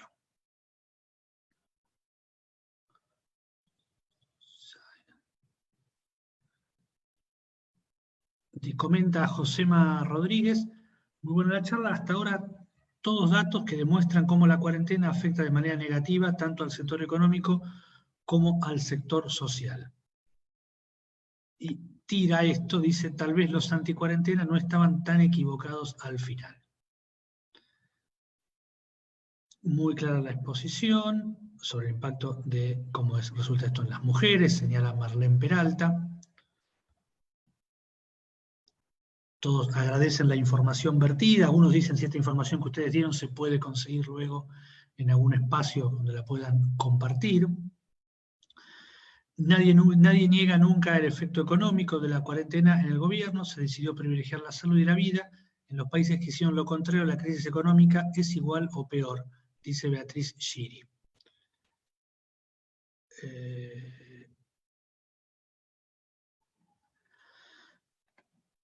Marcelo Chávez dice, la cuarentena no es la causante de la caída económica, sino que sumado a la pérdida de vías exponencial, o sea que como esto tuvo que ver con preservar la salud, señala. Kelly Olmos dice, le pregunta a Daniel, que le llamó la atención sobre la ausencia de menciones a las regulaciones que estableció el Banco Central, que significó un descenso significativo en los precios de los dólares, ¿no? Del MEP y el CCL. Pregunta Marcelo Chávez si no creen que es un momento necesario para la reforma de impuestos. En parte Norberto se refirió a algo de eso, y si podría realizarse esa reforma. Muy claro como siempre. Todos, o sea, todos le agradecen la claridad de todos y de todas las que expusieron, que me parece un tema importante. Hay preguntas que yo vi y no logro ver ahora, que yo no sé si han desaparecido. una persona que trabaja como feriante, que si no me equivoco era de nombre Patricia, decía que, bueno, ella no vive, que en su situación económica lo que el gobierno ha propuesto como ayuda no le llega, digamos, ¿no? En su situación de monotributista categoría C, no le alcanza para eso porque tampoco puede acceder al préstamo porque no tendría con qué pagarlo ya que no genera ingresos en este momento, dado que las ferias están suspendidas. Acá pasó algo raro, que es que desaparecieron preguntas.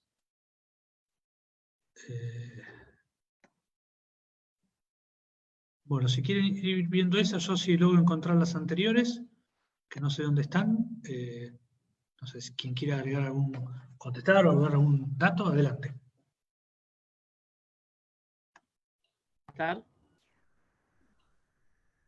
¿Puedo contestar algo yo? Claro. A ver, ¿la cuarentena es costosa? Sí, claro que es costosa la cuarentena. Estuvimos durante más de una hora mostrando cuáles eran los costos de la cuarentena y mostrando cuáles eran los impactos diferenciales según el sector. Ahora, estoy de acuerdo con lo que dice otro de los participantes de cuál era la alternativa, ¿sí? Hay cosas que son costosas en la vida. La cuarentena es muy costosa, nos cuesta puestos laborales, nos cuesta caída de actividad económica, tiene impactos en nuestra vida, pero no había muchas alternativas, ¿sí? Y si no se tomaban las medidas que se tomaban, probablemente la situación económica hubiera sido igual o peor con, bueno, todo lo que tiene que ver con los impactos sobre la pérdida de vidas humanas. Ahora, creo que una cuestión que fue un poco transversal y que queda flotando en el aire y tiene que ver con quién paga los costos de esta cuarentena y cuál es el rol del Estado en términos de la distribución de los costos.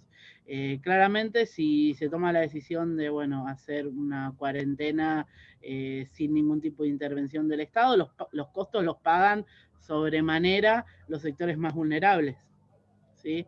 La cuarentena de por sí es regresiva, de la misma manera que la pandemia es regresiva y afecta más a los sectores más vulnerables que están hacinados, que tienen las defensas más bajas, los adultos mayores. Bueno, me parece que es muy importante el rol del Estado, por un lado, digamos en dos vectores.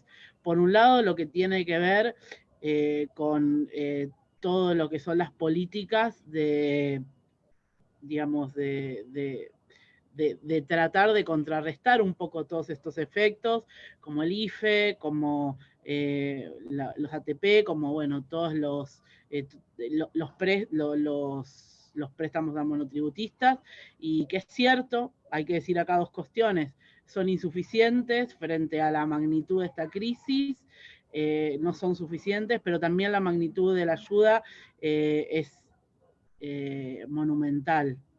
Digamos, no hay casi registro, tanto en Argentina como en el resto del mundo, de una participación del Estado y de volcar tantos recursos a la economía, pero es cierto que hay que profundizarlo y a medida que esto se sigue extendiendo, hay que ir profundizando y mirando todos los casos que se van escapando.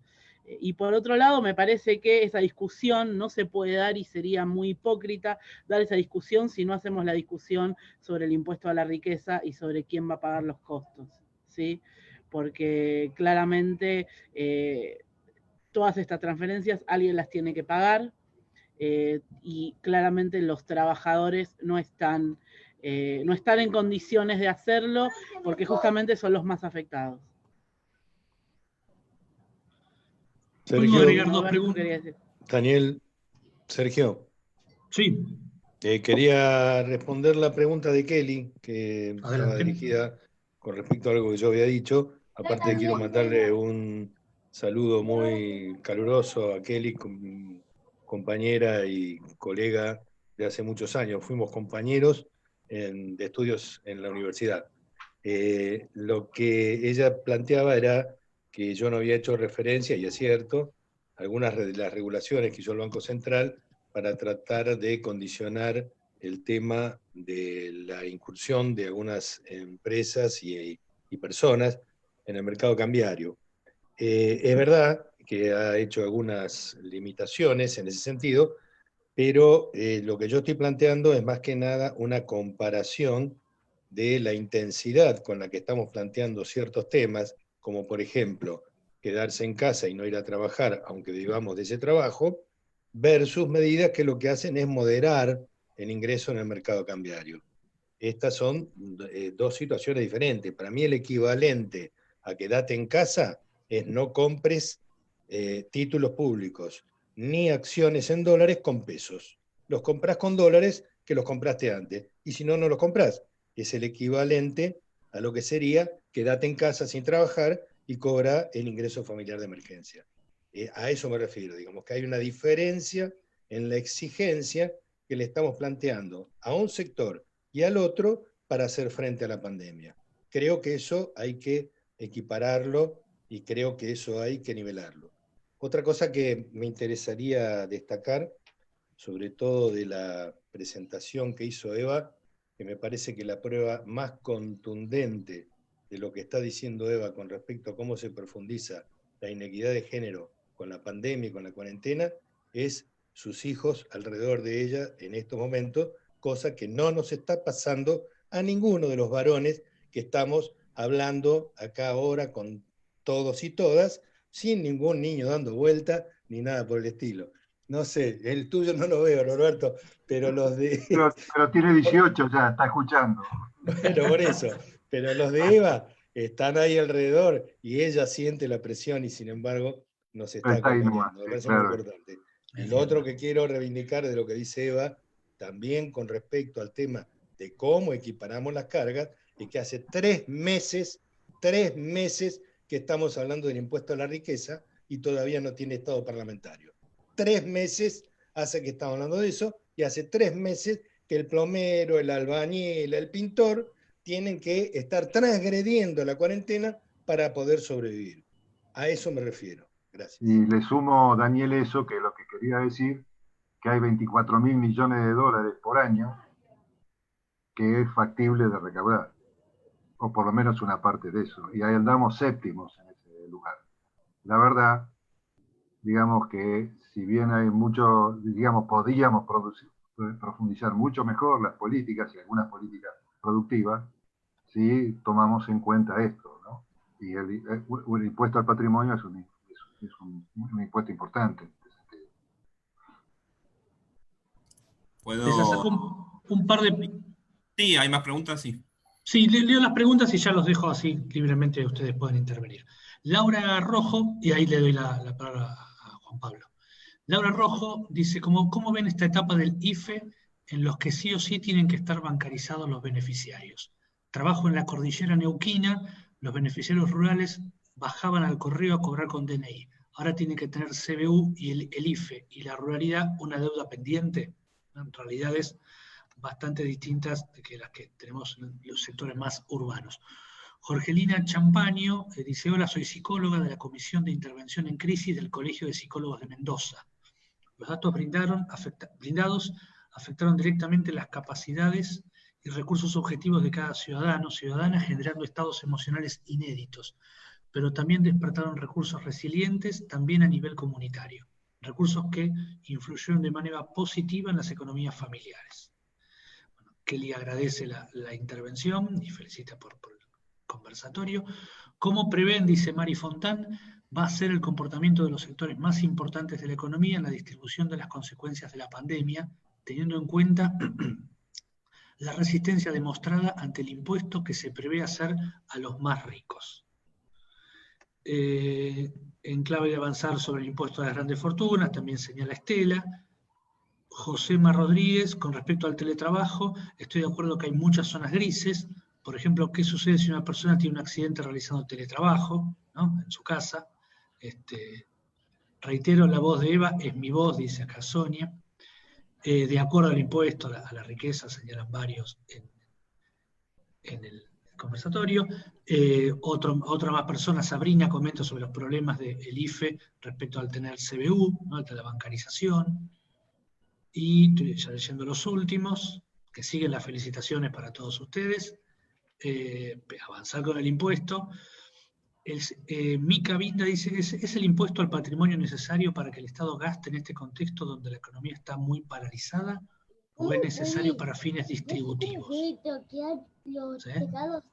Bien, lo mismo. Por mi parte vamos cerrando y les dejo entonces a todos los expositores, la expositora, el micrófono abierto. Bueno, quería hacer un comentario y bueno, y aportar un poco al debate. Me parece muy interesante pensar la gran parte de las problemáticas que estamos discutiendo en términos de capacidades estatales, ¿sí?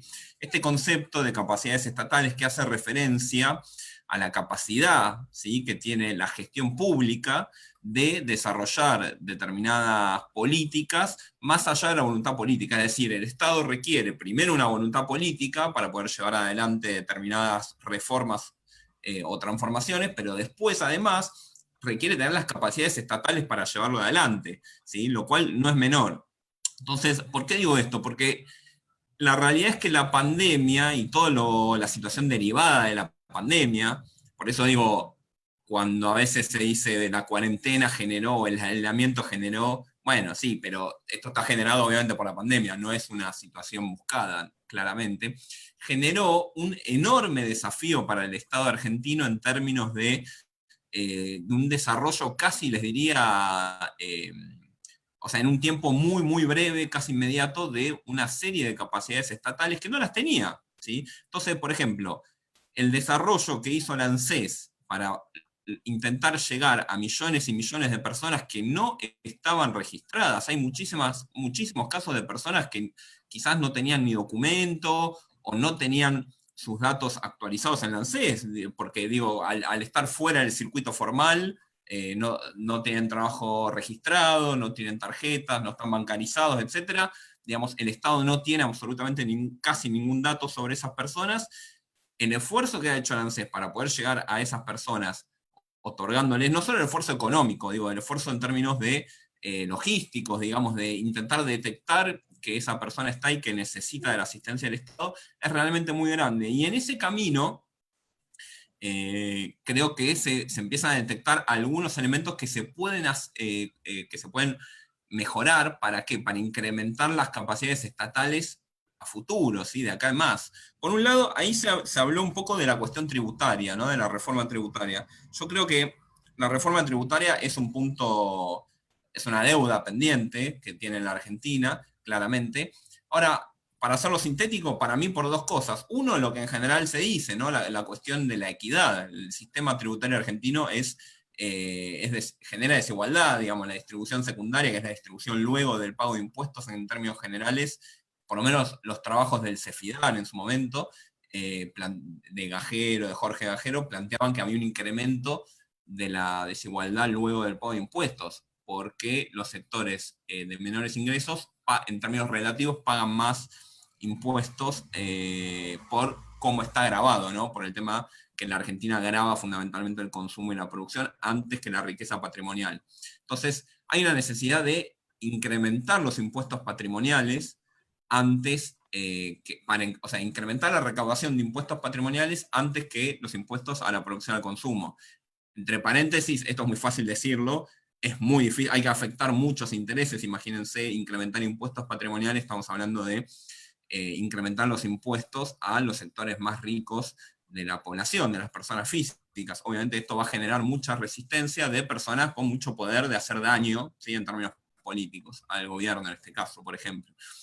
Pero además, no es solo un problema de equidad, es un problema de capacidad estatal nuevamente. ¿Por qué? Porque el gran problema de los impuestos a la producción y al consumo no es solo que generan inequidad, sino que son procíclicos, ¿sí? Es decir, como son impuestos a la producción y al consumo, en los momentos recesivos baja la recaudación, ¿sí?, baja fuertemente la recaudación. Ahora lo estamos viendo, de hecho, con la paralización económica producto de la pandemia, la recaudación tributaria bajó muy fuerte, especialmente el IVA, por ejemplo, y eso lo que genera justamente son, en los momentos que el Estado más necesita recaudar para poder encarar políticas contracíclicas, para poder expandir el gasto público, para poder suplir de alguna forma y estimular la demanda agregada, es el momento en que se queda sin fondos, ¿sí? Por producto de la baja de la recaudación. Entonces, ese es el otro elemento central a la hora de pensar una reforma tributaria. Y una cosita más y con esto cierro. La cuestión del IFE, yo creo, por la pregunta que hacían ahí, para mí es muy importante, o sea, desnuda de alguna forma un problema que tiene la Argentina, que es la falta de inclusión financiera, ¿sí? Que es otra de las deudas pendientes. La Argentina es un país que Argentina se considera a nivel mundial un país de ingreso medio, ¿no? Para ser un país de ingreso medio, a la Argentina tiene un nivel de inclusión financiera realmente bastante bajo, ¿sí? Entonces, esto digamos, ¿por qué digo esto? Porque ahora se establece la obligatoriedad de cobrar el ingreso familiar de emergencia a través de un CBU, es decir, de manera bancarizada, y esto genera un montón de problemas porque justamente los sectores que cobran, los sectores de población, digo, que cobran el IFE, que son los de menores ingresos, y que no estaban percibiendo otro tipo de prestación, son en general los sectores que no estaban bancarizados, con lo cual, o sea, genera un problema y al mismo tiempo desnuda una deuda pendiente que tenía la Argentina en términos de inclusión financiera. No estar bancarizados es un problema también. No sé si, digamos, cómo se puede solucionar eso. Yo imagino que el ANSES intenta solucionarlo en el lapso más breve posible. Es complejo. Pero no estar bancarizado también es un problema porque eso te impide acceder a la posibilidad de tener créditos, a realizar toda una serie de, u otro tipo de beneficios que uno puede tener en términos impositivos o de otro tipo. Entonces, bueno, creo que esos dos elementos son bastante interesantes para pensarlos en términos, como decía al principio, de capacidades estatales, ¿no? Como la mejora de la posibilidad del Estado de intervenir y hacer las reformas que se necesitan.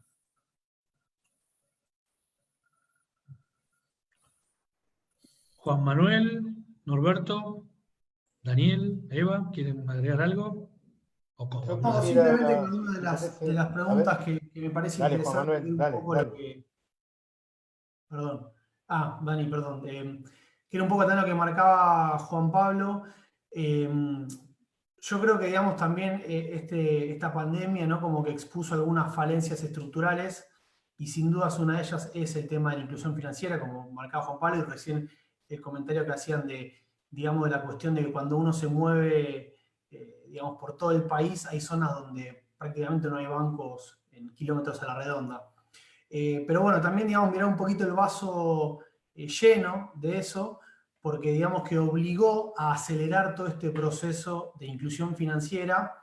Y entonces, bueno, como que digamos, el Estado, medio empujado un poco por las demandas populares de la gente ante la falta de ingresos y de cómo hacer que llegue el dinero, como que está implementado de manera acelerada, digamos, varios instrumentos para poder lograr esto, ¿no? Aplicaciones de los teléfonos, cobros a través de, digamos, transferencia de dinero entre personas sin que haya cuenta bancaria, ¿no? Obviamente que ahí lo que marcaban el tema de tener un CBU, digamos, también hay una especie como de responsabilidad por parte de las personas, digo, no quiero cargar hacia ellas digamos, la culpa, pero decir, bueno, también, digamos, de obligarlas en un sentido a que puedan incluirse financieramente y pasen a tener algún tipo de cuenta bancaria, y algunas que son gratuitas. Como que digamos esto, insisto, de manera obligada, sin quererlo, pero lleva a esta inclusión financiera que obviamente a futuro va a tener un impacto positivo, ¿sí? Porque hace que todo sea mucho más sencillo, tanto en términos de pagos como en términos de fiscalización para las empresas, y justamente mejor llegada de las políticas económicas por parte del Estado a las personas. Bueno, ¿puedo yo ahora? ¿Me escuchan? ¿Sí? Bueno. Yo quería agregar un par de cositas cortas con respecto a lo que dijo antes Juan Pablo, que me parece sumamente interesante. Por un lado, el tema de que tenemos que reconocer no solamente que el mayor esfuerzo lo están haciendo los sectores de bajos ingresos, sino que también lo está haciendo el Estado. Es decir, esto que venimos diciendo de todo el programa de asistencia para poder compensar todas estas cuestiones es sumamente importante. Yo creo que no es suficiente, pero es un esfuerzo descomunal. Ahora, donde no hay esfuerzos descomunales ni nada por el estilo, es en los sectores de altos ingresos. Y como bien dice Juan Pablo, nosotros estamos en una situación con una deuda pendiente con ese tema. Ahora, ¿qué mejor que la pandemia y la cuarentena para cancelar definitivamente esa deuda pendiente? Este es el momento en que tenemos que decir a los sectores de altos ingresos que son los que tienen que hacer el esfuerzo, que no están haciendo. No lo están haciendo como lo están haciendo los sectores de bajos ingresos y el Estado. Entonces, ahora nos preguntamos, ¿qué va a pasar con todo el dinero que está emitiendo el Estado ahora cuando se reactive la economía? Eso hay que compensarlo con el impuesto a la riqueza. No hay otra alternativa. Si no lo hacemos ahora, esas presiones que dice Juan Pablo, después van a ser peores. A eso me refiero, a que tenemos que aprovechar también esta oportunidad, como dicen los chinos, que las crisis son también una oportunidad para cancelar o terminar con esa deuda pendiente.